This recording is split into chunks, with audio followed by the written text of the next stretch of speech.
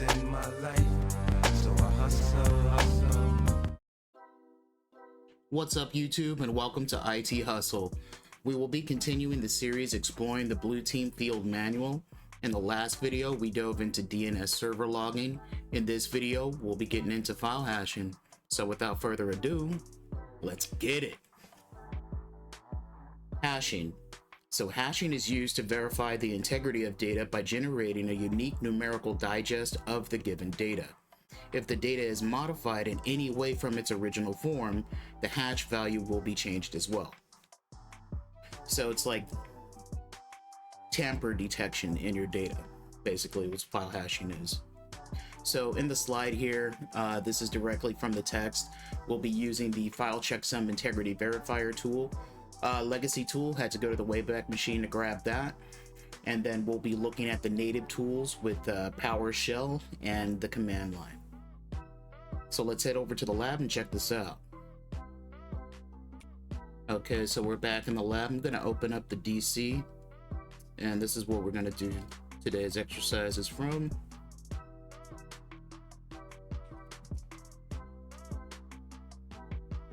So I already have the file checksum integrity verifier installed, so I'm just going to open up the command line and navigate to the directory where we're going to be doing this today.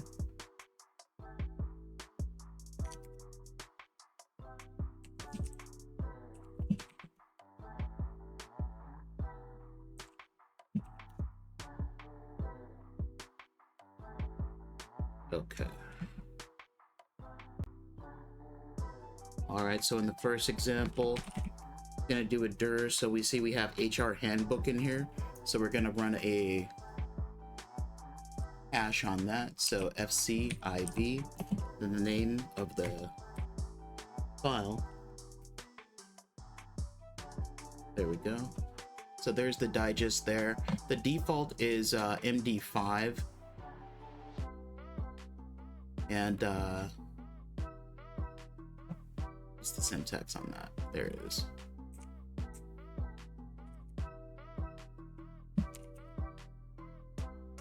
So as you see, it's the same MD5, and then you can also do SHA-256. 256.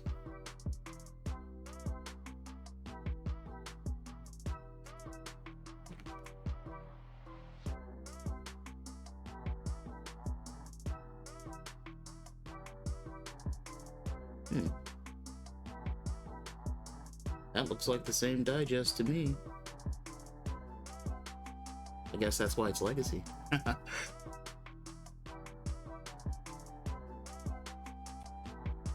It's also possible to hash an entire volume.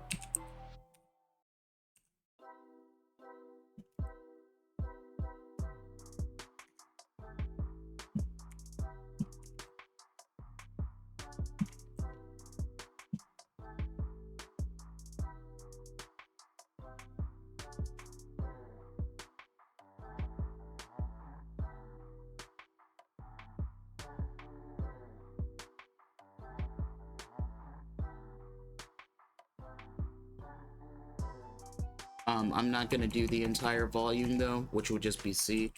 I'm just going to do the shared directory here.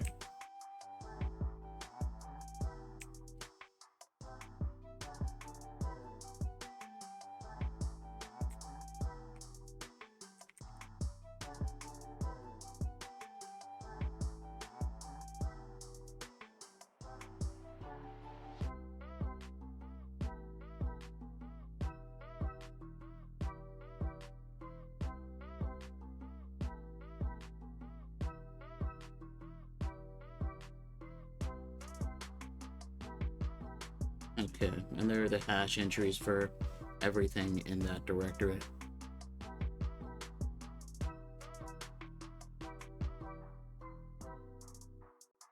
Instead of opening up the XML file directly, you can list it in the command line. fciv-list-md5, because it's an MD5, and then XML format, and then the name of it, and I called it what? Volume.xml, and then it'll list it all out in the command line there. Let's move this over a little bit. right. In the next example, you can verify the hashes in the database that we just made in XML. So that is, let's clear the string. Oh, wrong operating system command. So fciv-v md5 xml volume.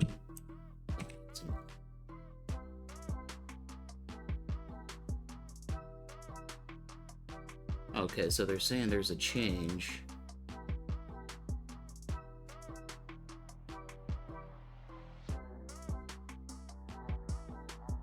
Hash is this, it should be this.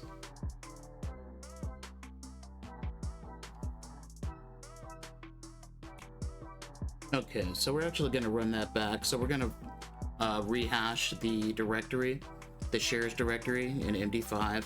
And this time we're going to export it in XML to the path cadmin db.xml.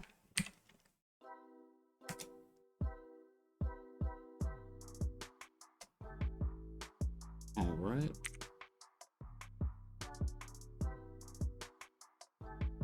And now let's verify it. Okay, so there's no changes, as there shouldn't be, because nothing has changed, but provided there is a change to one of the files here. So let's go to the C drive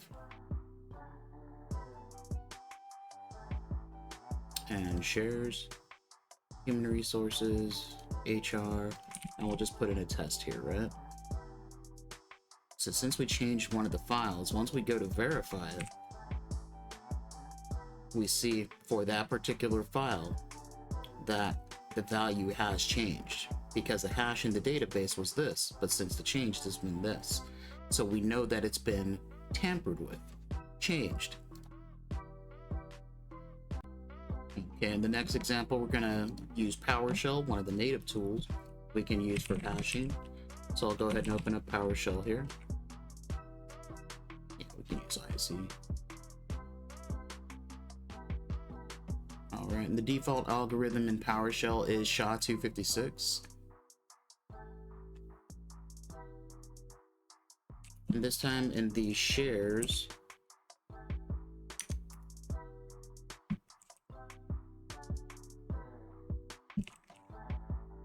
we're going to play with the management share.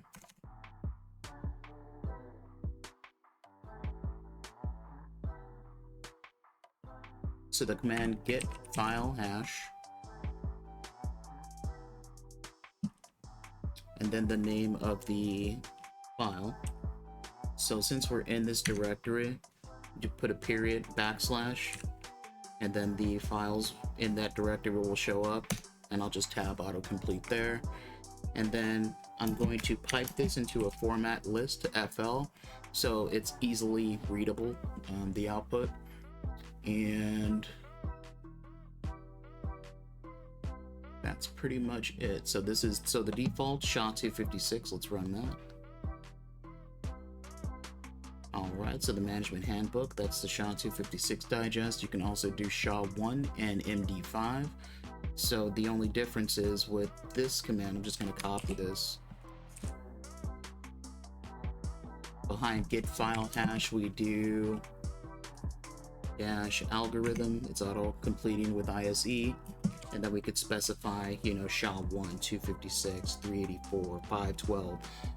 So all of those are available. I'm going to do SHA-1, tab to autocomplete, and to run this line only, because I have it selected, I'm going to click right here, and we can see the digest is different, as it should be. All right. And then let's do one more for MD5.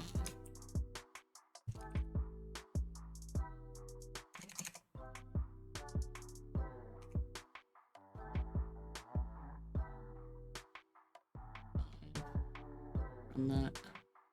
And there we go. All right, that's it for PowerShell. The next example will be in the command line. All right, so this is the last example with certutil. We're going to use it against a file on the desktop. It has problems with files that have spaces in it. So the syntax cert still. Hash file. I'm just gonna tab through here. All right, and there's the digest for that one. That one by default is SHA-1. You can specify the differences as well behind here. So if we wanted MD5, we type MD5 behind the syntax, get the MD5 digest. If we wanted SHA-256, we just specified SHA-256 behind that. And that's pretty much it for file hashing in Windows as far as text offers.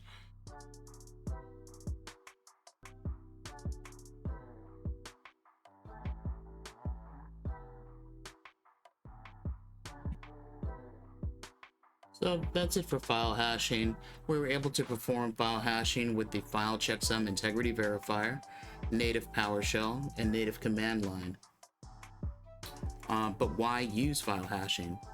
File hashing is a fundamental tool in security that helps ensure data integrity, detect tampering and malware, facilitate secure communications, and protect sensitive information like passwords. So in the next video, we'll be getting into NetBIOS. All resources from this video will be linked in the description. Thank you for tuning in, and I'll see you in the next video. I want to find the things in my life, so I hustle.